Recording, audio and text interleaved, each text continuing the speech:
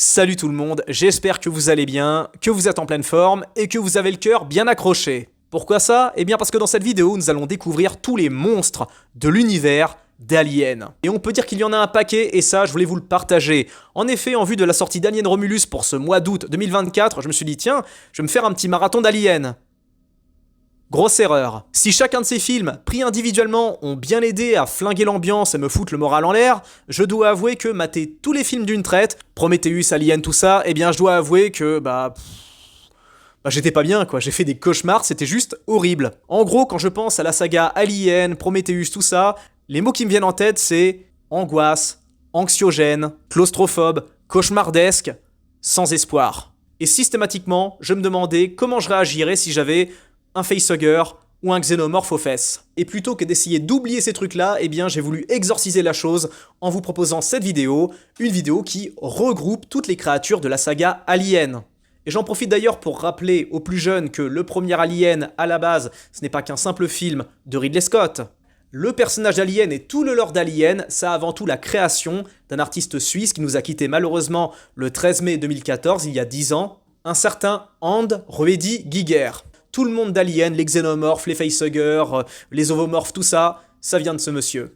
Donc j'espère que vous êtes bien installés, c'est parti, on va aller en enfer, j'ai pas d'autres mots. Nous allons découvrir les créatures du lore d'Alien.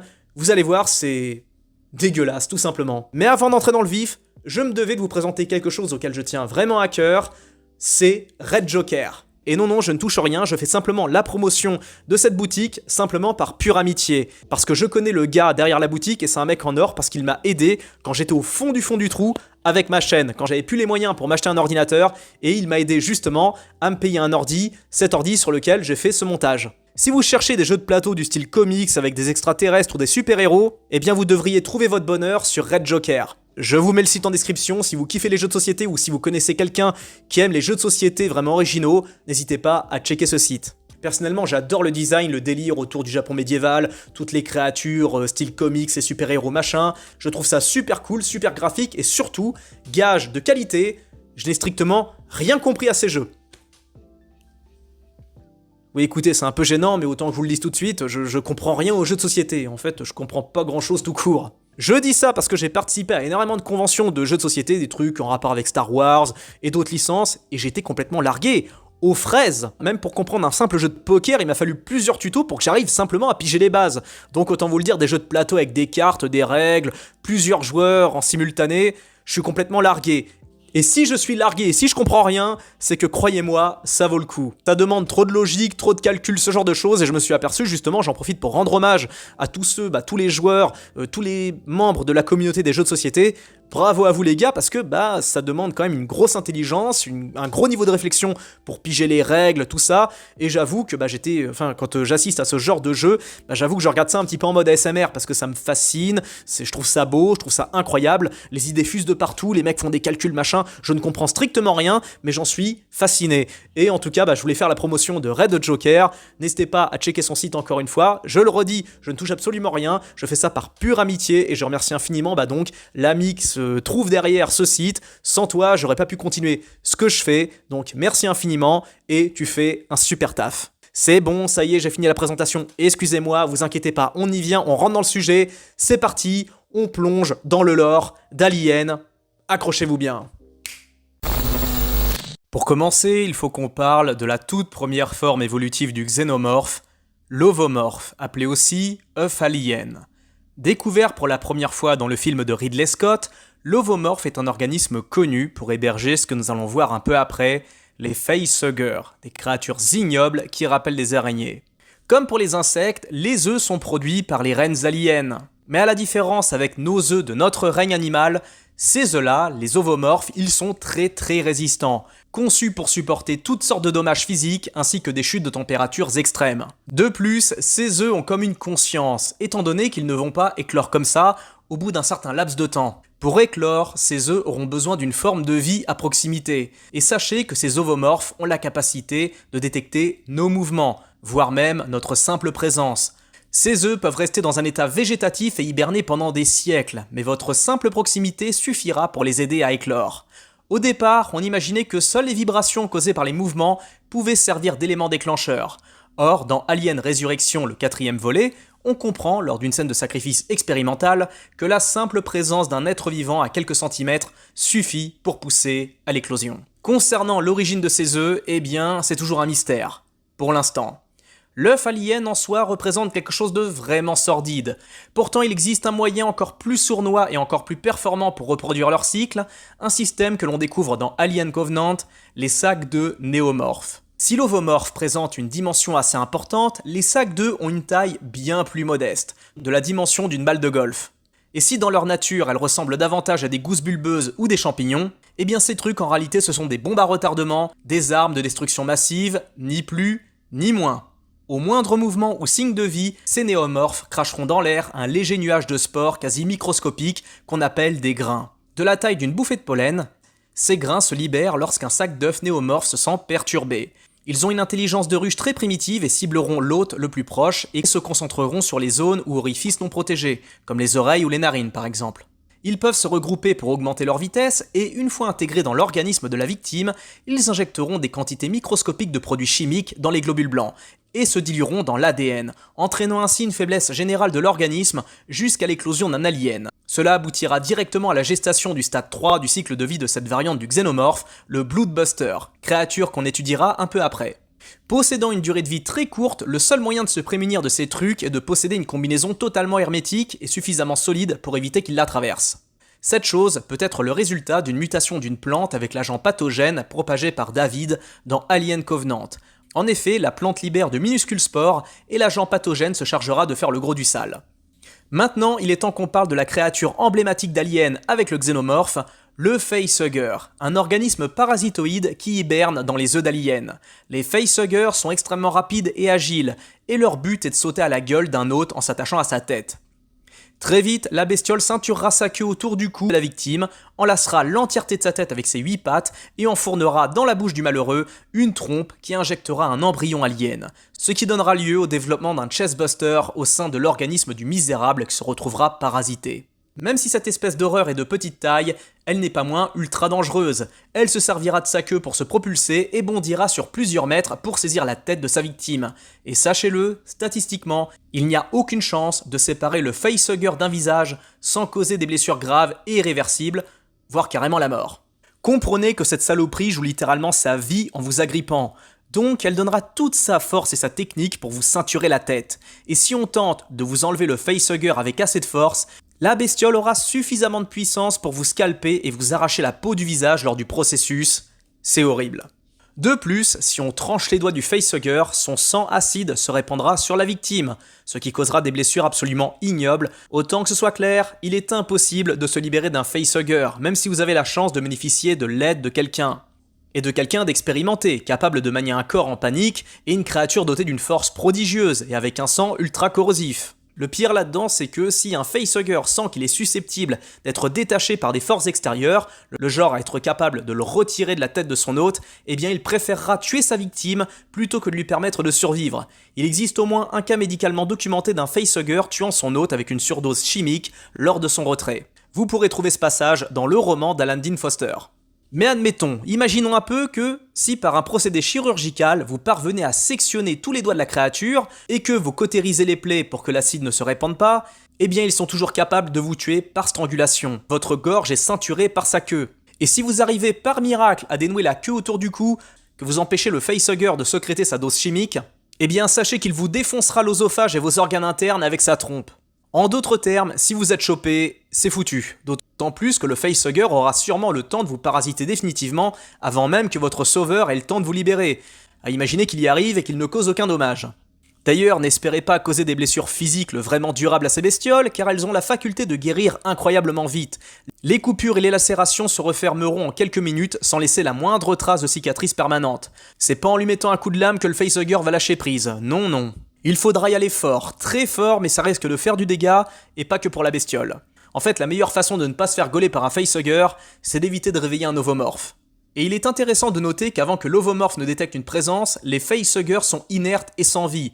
À la base, c'est l'œuf qui est vivant, et c'est une fois la présence de vie détectée que l'œuf transférera tout son potentiel bioélectrique de son sang au facehugger.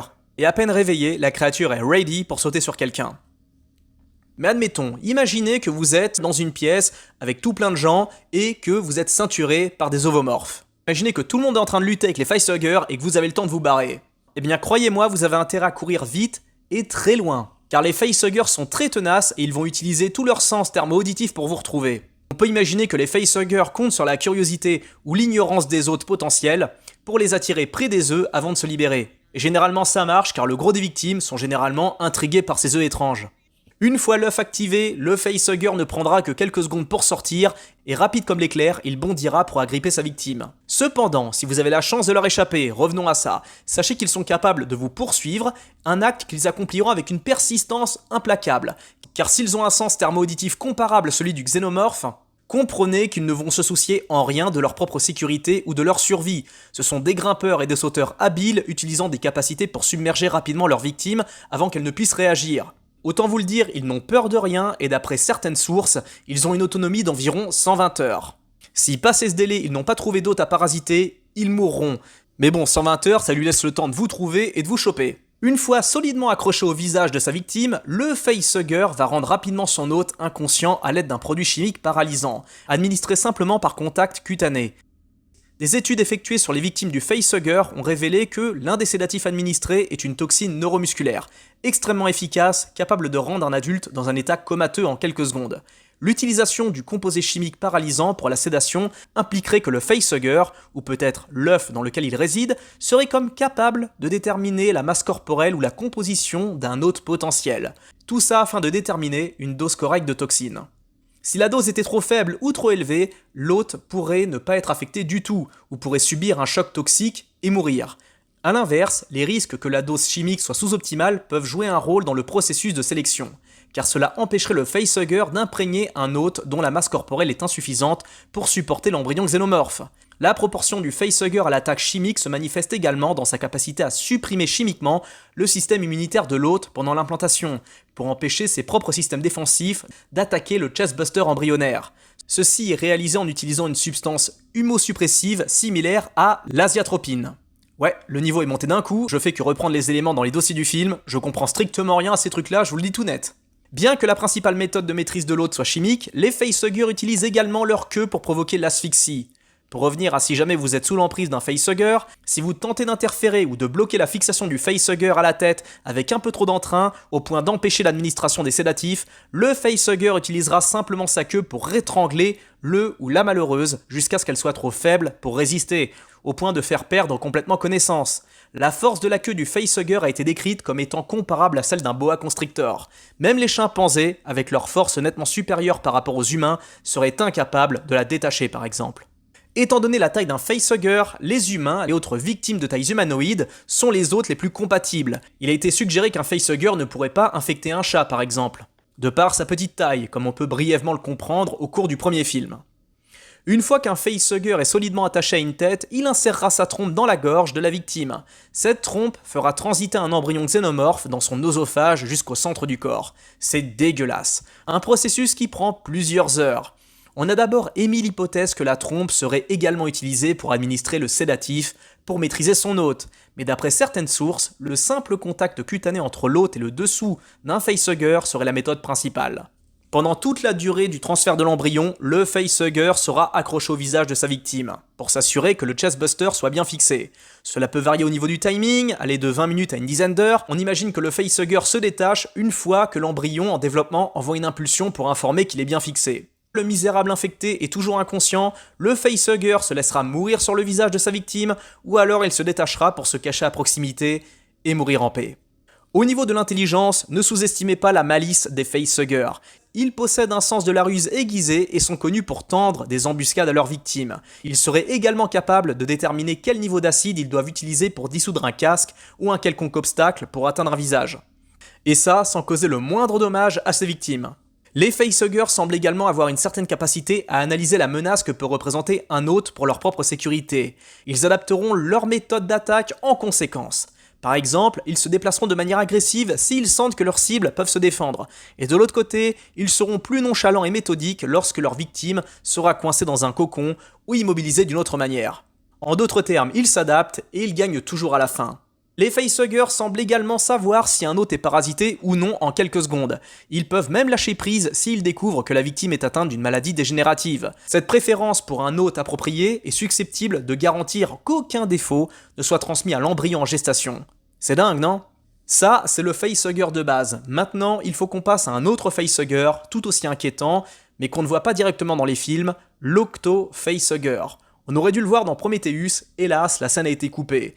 Ces horreurs n'hibernent pas dans les mêmes œufs que les facehuggers, mais dans des sacs molluscoïdes qui font penser aux œufs que l'on trouve dans les nids d'abeilles. Mais pour rester dans Prometheus, il faut que l'on parle d'une espèce similaire au facehugger, une sorte de créature prototype, peut-être même le facehugger original, l'Hammerspeed. À la base, on en sait très peu sur cette monstruosité, mis à part qu'elle ressemble à un serpent. Comme le facehugger, l'Hammerspeed est redoutable, et une fois qu'il vous accroche, vous êtes foutu. Son projet à lui aussi est de s'insérer dans votre bouche afin de faire éclore un alien.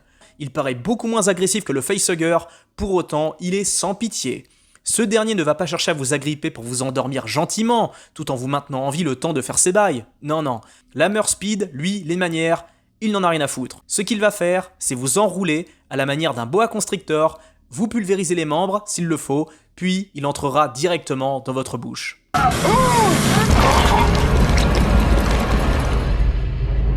D'après certaines sources, l'Hammerspeed se fiche complètement de la potentielle survie de sa victime. D'une manière ou d'une autre, l'hôte va mourir de suffocation ou d'hémorragie interne lors de son entrée. Mais pour lui, c'est pas grave, car le parasite qu'il y déposera aura largement le temps de se développer avant que le corps n'entre en décomposition à un stade avancé. Comme on peut le voir dans Prometheus, l'Hammerspeed est hyper dangereux vu qu'il est capable de s'enrouler autour d'un bras et de le briser dans le processus, de manière à pouvoir se glisser dans une combinaison et atteindre le visage de sa victime. On notera d'ailleurs que l'Hammerspeed ne donne pas vie à un xénomorphe classique comme on a vu dans les premiers films. Dans une scène coupée de Prometheus, on découvre que cet Hammerspeed a littéralement fait fusionner l'ADN d'un alien avec celui du pauvre Fifield, le gars qui se fait péter le bras. Ici, pas d'alien qui sort du bide après un certain temps de gestation, non, c'est carrément le corps qui se transforme progressivement pour ressembler à un truc juste hideux. D'ailleurs, pour anecdote, sachez que pour la conception de l'Hammerspeed, on s'est inspiré d'une créature un peu similaire qui vit sur Terre, connue sous le nom de ver-marteau ou bipalium. Cette créature peut régénérer les parties perdues de son corps en quelques semaines et peut se créer même une nouvelle tête s'il se fait décapiter. Il est carnivore et il se nourrit d'autres vers, d'insectes et de limaces. Maintenant qu'on a découvert le Hammerspeed et le facehugger, il est temps que l'on découvre les formes évolutives de ces bestioles. Le chestbuster, le stade 2 de l'évolution du xénomorphe. En gros, le chestbuster, c'est une sorte de mini-alien. Ne vous laissez pas intimider par le côté trop choupi de ce nourrisson, cette créature a suffisamment de force pour vous exploser le sternum et pour se barrer. Tragédie qu'aura expérimenté le pauvre John Hurt au cours de la scène du repas dans le premier Alien. Le pauvre s'est réveillé inconscient et affamé après avoir été endormi et parasité par un facehugger. Quelques soissons avec de la bonne soivre, un porcelet, une chèvre en rôti, quelques cygnes blancs bien poivrés. Ces amuse-bouches m'ont mis en appétit. Vous avez encore faim? Après ce que vous êtes goinfré? Quelques heures après, pendant qu'il partageait un dernier bon moment avec son camarade, le chestbuster se creusait un chemin entre ses entrailles et ses côtes. Et après quelques secondes de douleur juste insupportable, la bestiole explosera la cage thoracique du misérable. Mort d'hémorragie et de souffrance au cours de l'événement. Un passage qui nous offrira ici une des scènes les plus iconiques du genre science-fiction horreur. C'est ok. Taillon. Au cours de son développement, le chestbuster se trouve dans un sac amniotique qui est attaché à l'hôte par un petit cordon ombilical. Il y recueille tous les nutriments dont il a besoin pour grandir jusqu'à une taille allant entre 50 et 60 cm, ce qui explique en partie pourquoi certains hôtes ont grave la dalle après leur réveil. En raison de la tendance du xénomorphe à assimiler un certain degré des traits génétiques de son hôte, dans un processus surnommé le réflexe ADN, il faut noter que ce sont les chestbusters qui sont les premiers à épouser une partie du code génétique de celui qui l'a niqué. Rappelez-vous du twist final d'Alien vs Predator.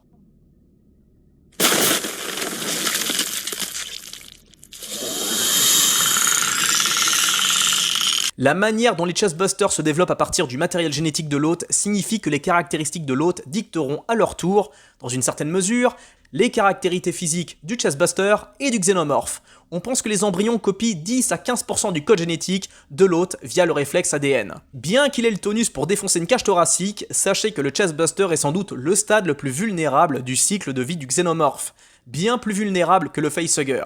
Bien qu'il grandisse rapidement, le nourrisson est presque sans défense, à l'exception de son sang acide. Contrairement au stade adulte ultérieur, qui ont un mésosquelette dur capable même de repousser les tirs d'armes légères, le Chestbuster a une peau de tissu doux et pénétrable. S'il naît dans une zone avec du monde, il cherchera immédiatement à s'échapper, de préférence par un moyen qui ne permettra pas une poursuite facile. Par exemple, dans des conduits d'aération ou des évents. Il pourra même aller jusqu'à brûler un trou dans un mur ou un sol avec son propre sang pour s'échapper. On notera que, même si ces petites bébêtes sont sacrément balèzes, elles peuvent sortir autrement qu'à travers la cage thoracique, comme on aura pu le voir dans Alien Covenant, quand les deux pauvres soldats voient des bébés aliens sortir par la bouche ou à travers le dos. Deux scènes absolument dégueulasses, surtout vis-à-vis de celui qui sort par la bouche. La souffrance causée aux malheureux devait être incommensurable. De par sa vulnérabilité, une fois que le Chestbuster est sorti, il ira se planquer quelque part le temps que son exosquelette se développe. Concernant les deux malheureux infectés dans Covenant, on a affaire ici à une autre créature, une autre forme d'alien. Ces deux-là d'ailleurs n'ont pas été victimes des facehuggers, mais de ces fameux grains. En tout cas, ça y est, c'est le moment, on y arrive enfin, il faut qu'on parle du Xenomorph, le monstre emblématique apparu pour la première fois dans le film de 79. Nous avons affaire ici à un prédateur aussi agressif que vicieux. Son but, c'est simple, la reproduction de son espèce et la destruction de toute forme de vie qu'il rencontre. J'estime d'ailleurs que la meilleure description jamais faite d'un xénomorphe, c'est celle extraite d'un RPG Alien sorti en 2019. Ignorez les bravades machistes que vous avez entendues des Marines ivres débiter dans les bars. Surtout ceux qui n'ont pas de cicatrices sur le visage et qui ont tous leurs membres intacts. Ils sont prétentieux et vivants, parce qu'ils n'ont jamais vu de xénomorphe dans leur vie. S'ils savaient quelque chose d'intéressant sur ces choses, ils seraient secoués et réservés. Si vous voyez un xénomorphe, vous ne faites qu'une chose, vous vous enfuyez. Vous n'avez aucune chance, vous n'en avez jamais eu et vous n'en aurez jamais. Vous pensez avoir une puissance de feu supérieure entre les mains? Eh bien utilisez tous vos gros jouets sophistiqués pour couvrir votre fuite et foutez le camp de là. Le xénomorphe, c'est le prédateur ultime. Il peut aussi bien chasser en solitaire qu'en meute. Et pourtant, malgré leur capacité à massacrer sans grande difficulté, rappelez-vous de comment un seul xéno arrive à prendre deux prédateurs en 1 vs 1 dans Alien vs Predator.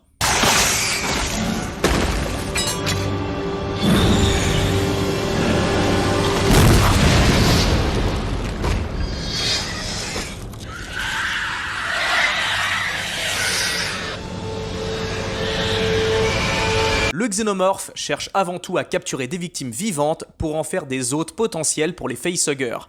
Et si aucun facehugger n'est présent, ils n'hésiteront pas à carrément capturer les suppliciés pour les embarquer dans leur ruche. Vous ne vous êtes jamais demandé quel est ce liquide dégueulasse dans lequel sont coincés les pauvres malheureux, ceux qui vont finir facehugged? Eh bien, c'est de l'embryon de xénomorphe qu'ils balancent en quantité quasi illimitée pour immobiliser les gens, un peu à la manière des araignées qui coincent les insectes dans leur toile. Cependant, lorsque leur cible devient une menace ou est jugée impropre à la récolte, le xénomorphe n'hésitera pas à massacrer sans faire d'histoire. L'arme principale des xénomorphes, c'est leur mâchoire pharyngienne interne. Ils sont capables de la tirer hors de leur bouche comme un piston avec suffisamment de puissance pour péter des os et du métal. Une tactique courante utilisée par les xénomorphes pour éliminer leur proie consiste à les choper avec leurs pattes, les immobiliser, avant de lancer leur mâchoire avec précision à travers le crâne. Les xénomorphes ont des queues segmentées en pointe de lame, la pointe acérée peut varier d'une petite pointe de scorpion à une lame plus grande et plate, et malgré leur constitution physique apparemment fragile, la queue de la créature constitue une arme incroyablement puissante, suffisamment solide pour empaler et décoller un prédateur. Les queues d'ailleurs sont utilisées de diverses manières, pour empaler, trancher ou encore cogner. En plus d'être super forts et agiles, ils peuvent aussi nager. On peut même supposer qu'ils ont la capacité de respirer sous l'eau. Sachez même qu'il existe une théorie qui supposerait que le milieu aquatique serait l'environnement de base du xénomorphe. Et quand on voit leur façon de nager dans Alien 4, on a en droit d'épouser cette théorie. En raison du réflexe ADN, les xénomorphes sont apparus comme des organismes à la fois plantigrades et digitigrades, généralement en accord avec leur hôte. Par exemple, les xénomorphes engendrés par les humains et les prédateurs posséderont généralement deux membres postérieurs humanoïdes et marcheront debout, tandis que les xénomorphes engendrés par des hôtes quadrupèdes aborderont des pattes postérieures à double articulation et se déplaceront principalement à quatre pattes. Comme on a pu le découvrir dans la scène d'Alien 3 quand un xénomorphe adopte la quadrupédie après avoir pompé l'ADN d'un chien. Les xénomorphes ne possèdent pas d'organes visuels. Cependant, des études ont montré qu'ils possèdent plusieurs sens aiguisés. Tout d'abord, les créatures ont des structures sensorielles sur les côtés de leur crâne, ils sont capables de percevoir les vibrations et les changements atmosphériques les plus minimes. Étant donné la structure allongée de la tête qui donne à la créature un large champ d'audition, on pense que c'est le principal moyen pour les xénomorphes de rationaliser leur environnement, une forme de sonar biologique similaire à celui utilisé par les chauves-souris terrestres. Ces créatures sont également capables de détecter la chaleur via des organes thermoréactifs très sensibles. J'estime d'ailleurs que c'est dans le 4e film qu'on en apprend le plus sur l'intelligence froide et pragmatique des xénomorphes.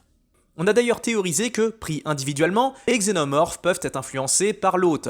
Au minimum, les créatures peuvent apparemment hériter d'un certain degré d'instinct de base de leur hôte. Il a même été suggéré que la détection des phéromones et l'odeur de la peur de leur proie, lorsqu'elle est confrontée, peuvent déterminer le comportement et l'hostilité des xénomorphes lors de leurs attaques. Des études documentées semblent indiquer que les xénomorphes peuvent effectuer des mises à mort atroces et sanglantes lorsqu'ils sentent que leur victime est terrifiée par leur présence, comme celle de Lambert dans le premier film. En revanche, certaines victimes auront droit à des mises à mort, disons, plus clean et plus rapides, notamment lorsque la proie ne remarque pas le xénomorphe ou qu'elle n'a pas conscience de sa présence. Il semble également que la détection des phéromones puisse aider les xénomorphes à localiser leur proie, et qu'ils arrivent à déterminer qui est synthétique ou non. Comme par exemple David, les xénomorphes ont généralement tendance à ignorer les robots et les cyborgs tant qu'ils ne se sentent pas dérangés. Ils émettent très peu de vocalisation, à part des grognements et des cris aigus lorsqu'ils souffrent ou lorsqu'ils attaquent. Il peuvent leur arriver de siffler lorsqu'ils sont actifs, mais globalement, ils sont silencieux, en particulier lorsqu'ils traquent une proie. Chose assez fascinante, on n'en sait rien concernant leur régime alimentaire. En effet, il semblerait que les xénomorphes n'aient pas spécialement besoin de se nourrir. Parce que d'après certaines théories, leur sang acide générerait l'énergie dont ils ont besoin pour alimenter leur corps. Jusqu'ici, on n'a aucune preuve comme quoi les xénomorphes ont besoin de dévorer de la chair humaine pour survivre. En ce qui nous concerne, on leur sert simplement d'hôtes, et puis c'est tout, et c'est déjà pas mal. Certaines sources de l'univers étendu indiquent que le xénomorphe est aussi naturel que n'importe quelle autre créature, s'intégrant dans un écosystème où d'autres monstruosités pourraient le chasser. Son organisme, sa carapace et toute son anthropologie est le résultat d'un monde dur et impitoyable, tout comme ses manières violentes. Son monde, depuis le moment où il naît jusqu'au moment où il meurt, n'est fait que de violence et de danger. Cependant, lorsqu'ils sont retirés de ce système, c'est là qu'ils deviennent vraiment dangereux, ce qui laisse supposer imaginer quelque chose de juste terrifiant, le monde d'origine des xénomorphes, car on peut imaginer que ce monde abrite des créatures encore plus dangereuses, encore plus terrifiantes et encore plus impitoyables. On peut imaginer qu'il existe des bestioles encore bien pires et bien plus destructeurs, et ça en vrai ça fait flipper. Alors on a appuyé l'idée qu'un xéno pouvait modifier son ADN avec celui d'un humain, d'un prédateur, voire même d'un chien. Et bien à travers les comics, on a pu voir que le xénomorphe pouvait fusionner avec d'autres animaux. Successivement, on a pu découvrir des taureaux xénomorphes, des gorilles xénomorphes, des rhinocéros xénomorphes et un crocodile xénomorphe. C'est trop métal. D'ailleurs, sachez que dans le comics et dans un jeu vidéo, on a pu découvrir 2 formes d'aliens ayant fusionné leur ADN avec celui d'un ingénieur. On appelle ça les jockeys xénomorphes. Dans le premier Alien, on peut découvrir le corps fossilisé d'un pilote-ingénieur, qu'on surnomme parfois justement le jockey de l'espace. On découvre un fossile avec la cage thoracique explosée, ce qui veut dire que ce dernier a vu un alien se développer en lui, et on peut donc imaginer une fusion entre un ingénieur et un xénomorphe. A la base, on aurait dû découvrir cette créature dans Prometheus, mais ils ont préféré nous présenter une autre forme de xénomorphe que l'on étudiera un peu après. Quoi qu'il en soit, je trouve ça dommage que l'idée n'ait pas été encore exploitée au cinéma parce que le rendu aurait pu être dingue. On pourra découvrir donc une forme de jockey xénomorphe dans Alien Apocalypse et une autre, l'ultramorphe, dans le jeu Alien Infestation sur Nintendo DS. Contrairement aux xénomorphes classiques qui ont pour objectif de reproduire leur espèce, quel que soit le prix, le jockey xénomorphe, lui, son boulot, c'est d'éclater tous les xénomorphes potentiels engendrés par des humains. Rien que ça. Dans le jeu Alien Infestation sur DS, l'ultramorphe sera le 2e boss du jeu. Son apparence est considérablement différente de celle vue dans les visuels Dark Concept de Prometheus, et pâle avec un aspect assez flippant, sans parler du fait qu'il possède une paire d'yeux, ce qui est une première concernant ces bestioles. Dans le jeu, il possède également des yeux clairement visibles, mais à la différence de l'image conceptuelle, il possède une trompe qui rappelle le casque des ingénieurs.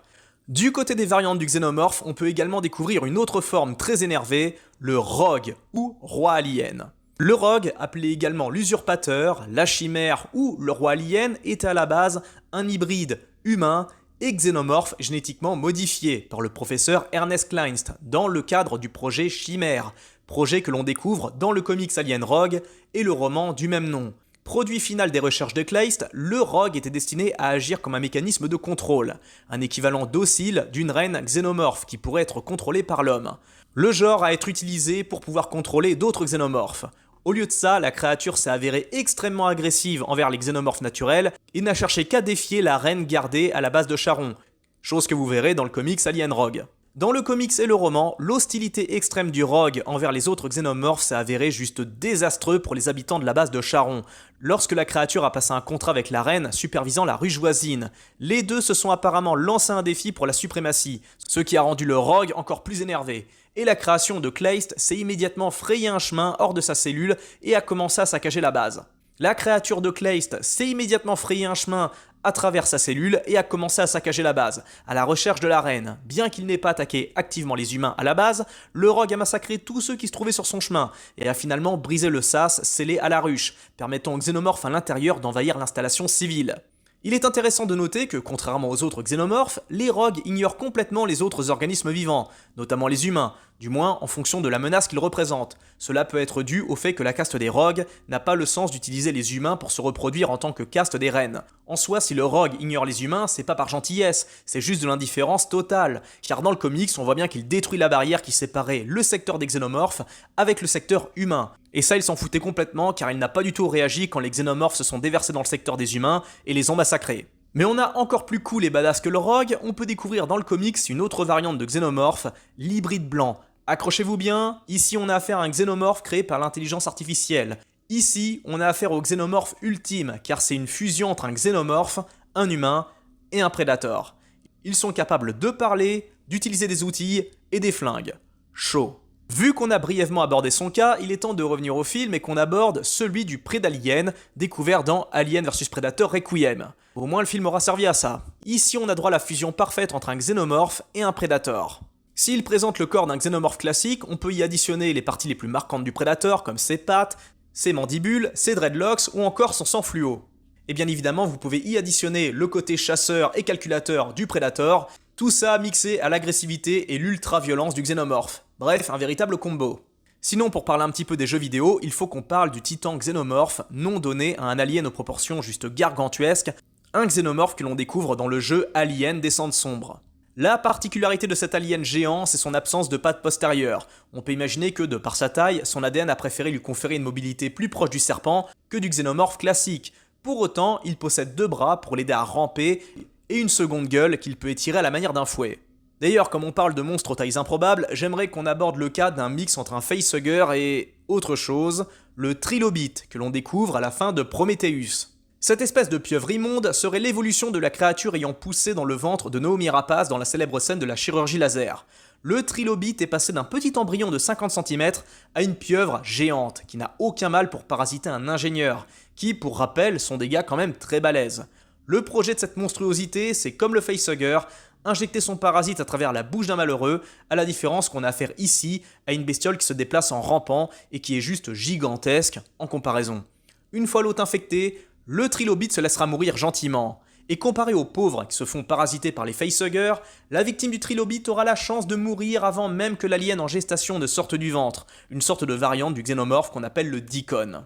Contrairement au xénomorphe classique qui démarre son cycle en commençant sous la forme d'un chestbuster Torikiki, le Deacon vient au monde avec une taille déjà bien conséquente. Et on peut imaginer que sa grande taille doit causer la mort de son hôte. En effet, le Deacon grandit directement dans le ventre de l'hôte, ce qui doit pulvériser tous les organes et le squelette du bonhomme avant même que la créature se barre de sa cage thoracique.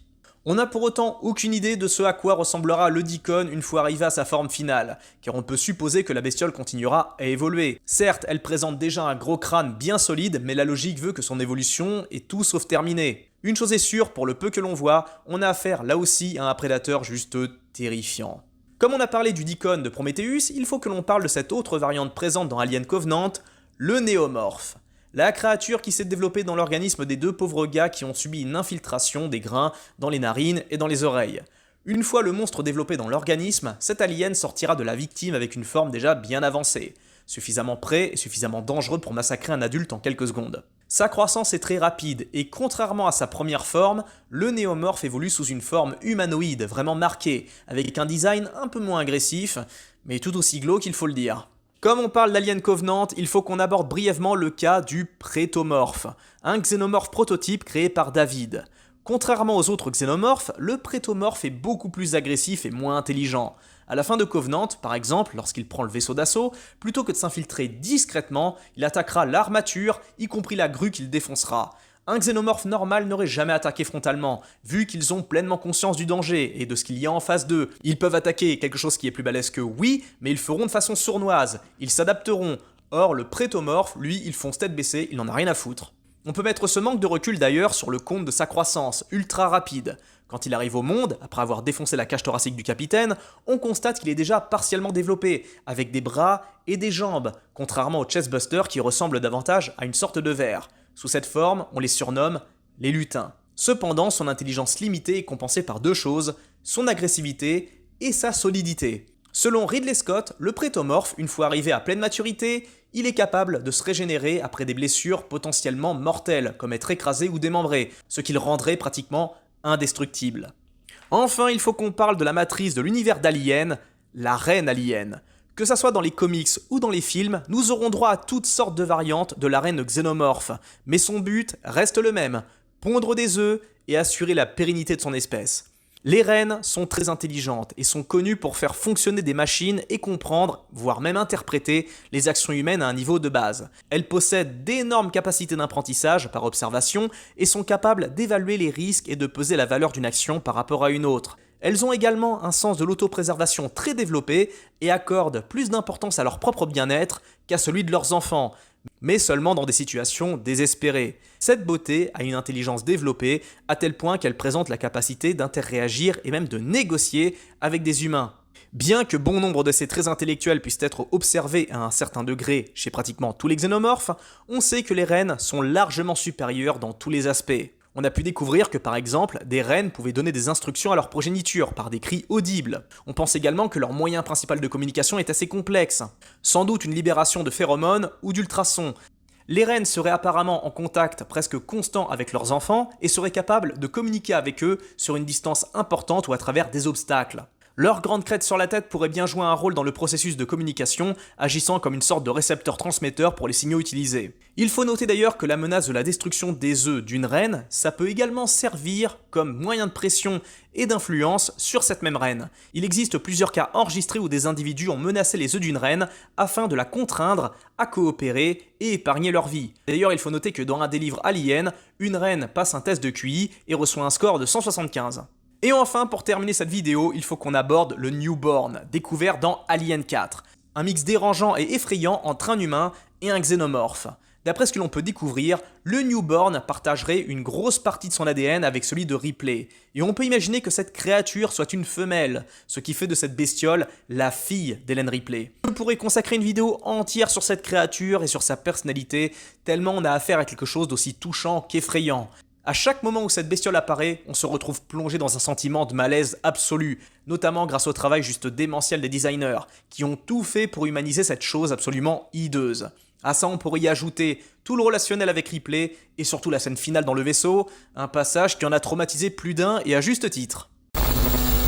Voilà les amis, j'espère que cette vidéo vous a plu, si c'est le cas n'hésitez pas à checker mes autres vidéos, n'hésitez pas à vous abonner également si vous kiffez le format. Je tiens à vous préciser, vous les fans d'Alien, je vais préparer d'autres vidéos sur Alien, je compte faire d'autres vidéos sur le xénomorphe, sur les personnages, sur Ripley, sur les films, je compte en parler, y compris de l'artiste derrière la création, derrière le monde d'Alien. On se dit à très bientôt pour une prochaine vidéo, et surtout, donnez votre avis dans les commentaires. Dites-moi si vous avez aimé, si vous n'avez pas aimé, si vous avez flippé, si vous n'avez pas flippé devant les films. Et bien évidemment, n'hésitez pas à checker le site Red Joker si vous kiffez les jeux de société. Je vous dis à très bientôt les amis, je vous dis à très bientôt, prenez bien soin de vous, plein de bisous à tous, ciao.